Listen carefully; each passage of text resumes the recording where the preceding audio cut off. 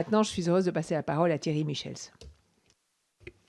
Merci Madame la Présidente. Donc effectivement, comme Éric l'a très justement rappelé, un ensemble de raisons historiques, symboliques, plaident en faveur de Strasbourg, capitale européenne. Il est donc essentiel que la France, qui s'honore d'accueillir les institutions européennes telles que le Parlement européen et le Conseil de l'Europe, agisse pour le maintien de cette implantation et le renforcement de cette implantation. Alors l'action des autorités françaises se traduit d'abord dans un outil désormais inscrit dans la loi, le contrat triennal. Celui-ci associe les collectivités territoriales concernées, soit la ville, la métropole, le département et la région, ainsi que l'État, pour déterminer et financer les éléments destinés à permettre à Strasbourg d'assumer son statut de capitale européenne. Depuis 1980, sans discontinuité, un effort constant a donc été assuré pour faire en sorte que les parlementaires européens puissent bénéficier des meilleures conditions possibles d'accueil et de vie sur place. Il faut saluer l'implication transpartisane du gouvernement français par ce biais depuis bientôt 40 ans. L'effort consenti par la France, l'État et l'ensemble des collectivités territoriales s'élève au cours des 20 dernières années à 1,5 milliard d'euros. 500 millions d'euros au titre de l'État et 1 milliard provenant des collectivités locales. Ces dernières définissent entre elles les actions qu'elles souhaitent soutenir pour renforcer le rôle de Strasbourg et son attractivité en tant que capitale européenne, et ce sur 3 volets, l'accessibilité, l'accueil des institutions et le rayonnement de la ville. Donc, eu égard à l'importance prise depuis près de 40 ans par le Parlement européen, on mesure aisément le chemin parcouru et l'effort consenti au vu du total des investissements. Ceux de l'État ont mis l'accent sur les conditions d'accessibilité, avec notamment la ligne à grande vitesse entre Paris et Strasbourg, l'accueil des institutions au titre desquelles figure la contribution nécessaire de l'hémicycle du Parlement européen et le rayonnement de la ville qui s'appuie sur le renforcement de l'université et des institutions culturelles, ainsi que sur un lieu original, le lieu d'Europe, outil d'éducation à la citoyenneté européenne. Pour illustrer les progrès des conditions d'accessibilité, je mentionnerai la ligne à grande vitesse dénommée l'Européenne, qui relie Strasbourg à Francfort et à Stuttgart et qui constitue l'ossature du réseau ferroviaire européen sur un axe est-ouest. Et donc on a, je crois, une vidéo qui montre que l'accessibilité de Strasbourg est garantie à plus de 300 km à l'heure depuis Paris. Mais bon, vous pourrez voir la vidéo sur le site, on ne va pas passer trop de temps ici. Mais c'est un élément évidemment absolument essentiel.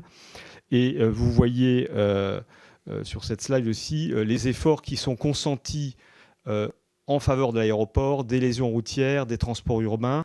Au total, les investissements s'élèvent à près de 745 millions d'euros dans ce domaine depuis 1980.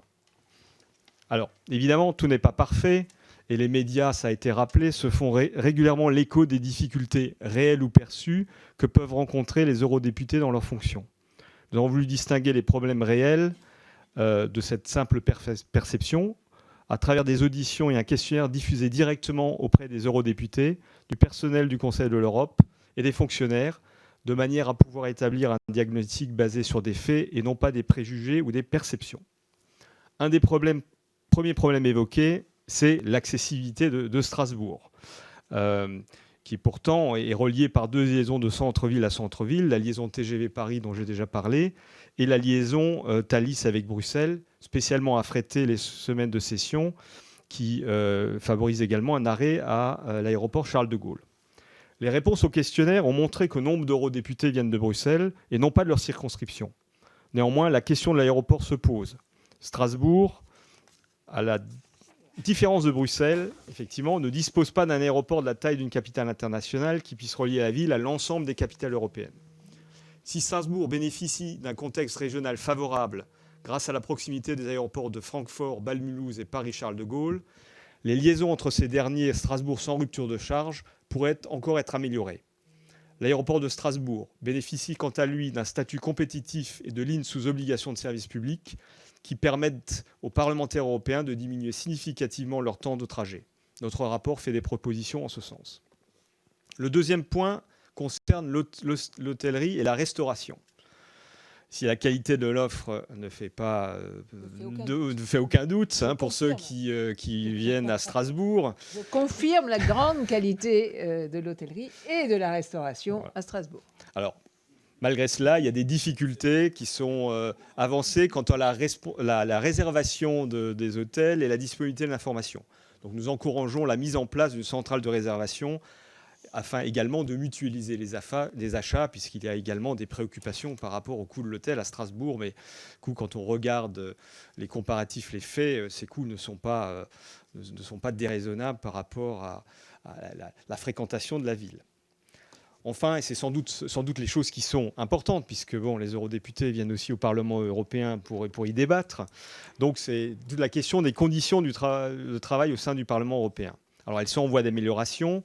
Le doublement de la taille des bureaux devrait largement contribuer. Il faut saluer l'action du Parlement européen en la matière. Cette extension ne doit toutefois pas se faire au détriment de l'espace réservé aux délégations diplomatiques et aux représentants du Conseil. Une politique immobilière ambitieuse permettrait également de satisfaire les besoins en matière de salles de réunion et de salles où doivent se tenir les trilogues. Et j'ajouterais aussi qu'il y a plus de synergie avec le Conseil de l'Europe permettrait également de disposer de moyens supplémentaires pour accueillir les travaux.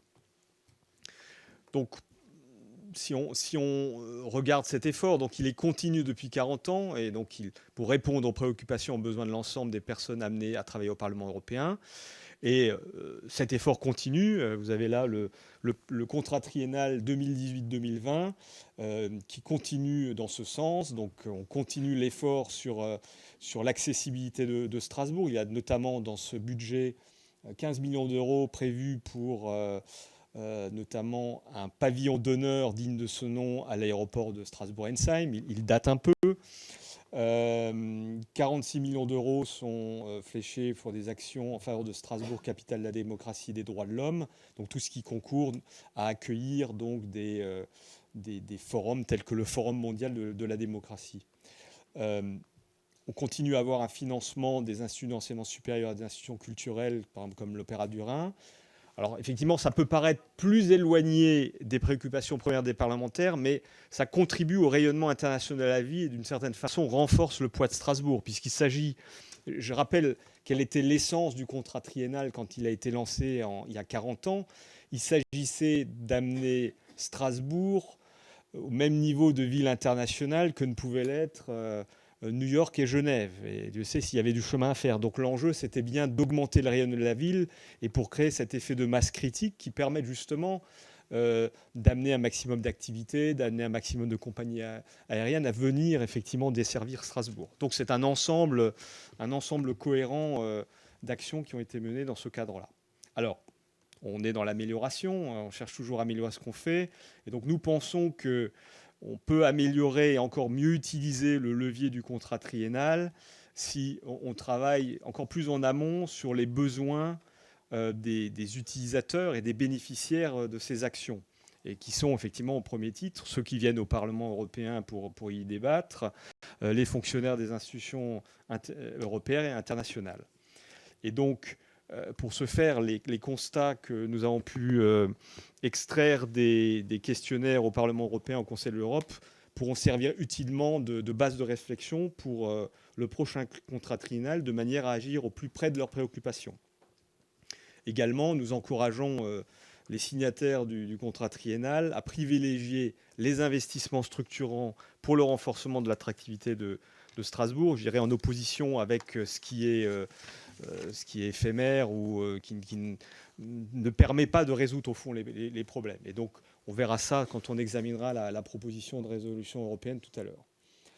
Dans une même perspective, si le partenariat avec les collectivités territoriales donne toute satisfaction, une plus grande anticipation et une évaluation poussée de l'efficacité du contrat triennal permettrait sans doute la mise en place d'actions cohérentes d'un contrat à l'autre, mais évolutives en fonction des besoins. Donc on incite ici à regarder vraiment les choses dans la durée, sur le long terme, moyen-long terme, plutôt que d'être dans une situation dans laquelle, quelques mois avant le contrat, on se préoccupe du fait qu'il faut signer un nouveau contrat et vraiment d'avoir cette vision pluriannuelle. Enfin, nous voulons aussi également souligner les efforts qui sont consentis en faveur de la sécurité du Parlement européen à Strasbourg. C'est très important. Et donc, voudrais signaler qu'il y a des travaux très importants qui vont devoir être engagés dans le bâtiment Paul-Henri Spaak de Bruxelles, puisqu'il y a des problèmes liés à la structure de ce bâtiment. Et il n'est d'ailleurs pas assez difficile de connaître de manière précise ce qui va y être fait et quels sont les budgets engagés, qui sont considérables. On veut dire qu'aujourd'hui, l'hémicycle et les installations du Parlement européen à Strasbourg offrent toutes les conditions pour un bon fonctionnement de la démocratie européenne. Donc c'est un appel effectivement à renforcer l'activité parlementaire sur le site de travail du Parlement à Strasbourg. Alors on a un certain nombre de propositions qui sont concrètes sur le long terme, qui mettent en œuvre des investissements importants, et on a voulu également agir de manière concrète et aussi de manière symbolique. Donc on a ressenti, en échangeant notamment avec les eurodéputés, un besoin de rendre plus visibles les efforts et la grande volonté des interlocuteurs de travailler de manière plus étroite et grâce à la mise en place d'une application dédiée qu'on appelle Europe à Strasbourg, et on peut peut-être passer au dessin suivant. Non, on est là-dessus, oui. Et donc, les nouveaux parlementaires européens vont avoir, dès la prochaine mandature, une application qui leur donnera toutes les informations nécessaires pour profiter des atouts de la ville qui les accueille, dans le cadre de la mission de parlementaire ou en famille à l'issue de leur semaine de travail.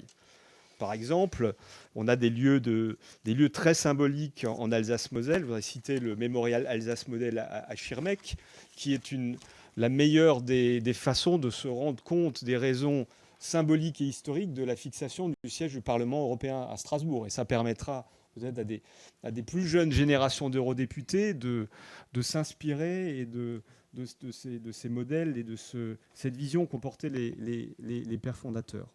Donc cette application est un beau geste symbolique et concret pour acquérir en toute amitié les nouveaux eurodéputés. Et comme on le dit, on n'a que l'occasion une fois de faire une première impression, et on espère que cette nouvelle première impression qui pourra être donnée le 2 juillet lors de la séance inaugurale du Parlement européen pourra en témoigner. Voilà, donc démarche concrète, vous l'avez compris, c'est comme ça qu'on facilitera la vie et le travail à Strasbourg, capitale parlementaire de l'Europe. Et donc, au-delà de ces preuves d'amour que nous voulons donner, la proposition de résolution que nous allons examiner affirme de manière politique, et je pense que nous sommes vraiment très heureux que la représentation nationale s'exprime par ce biais. Nous remercions Madame la Présidente d'avoir voulu, avec votre bureau, que la Commission des Affaires étrangères se saisisse au fond, après la discussion qui a eu lieu la semaine dernière en Commission des Affaires européennes, qu'elle montre l'attachement, vous l'avez rappelé, que l'Assemblée nationale exprime pour le siège du Parlement européen de Strasbourg, et donc encourage les autorités françaises à œuvrer pour renforcer ce siège, renforcer le travail parlementaire qui peut y être fait. Et donc, vous l'aurez compris, saluer l'action des autorités françaises, rappeler le rôle de Strasbourg comme capitale parlementaire de l'Europe et proposer des solutions en faveur de l'amélioration des conditions de vie, de travail, de logement des parlementaires et du personnel des institutions européennes. Tel est le sens du rapport qui vous est présenté et de la proposition de résolution européenne que nous vous proposons d'adopter. Et donc c'est une question cruciale, et je vous remercie pour conclure tous ceux et celles qui ont bien voulu nous aider dans la rédaction de ce rapport, qui nous a été confié donc par le bureau et la présidente de la Commission des Affaires européennes, et je l'ai dit, dont votre commission, Madame la Présidente, est maintenant amenée également à se saisir. Je vous remercie. Merci beaucoup à vous deux pour la qualité d'abord de votre rapport et de la résolution que vous nous proposez. Alors, on va maintenant donner la parole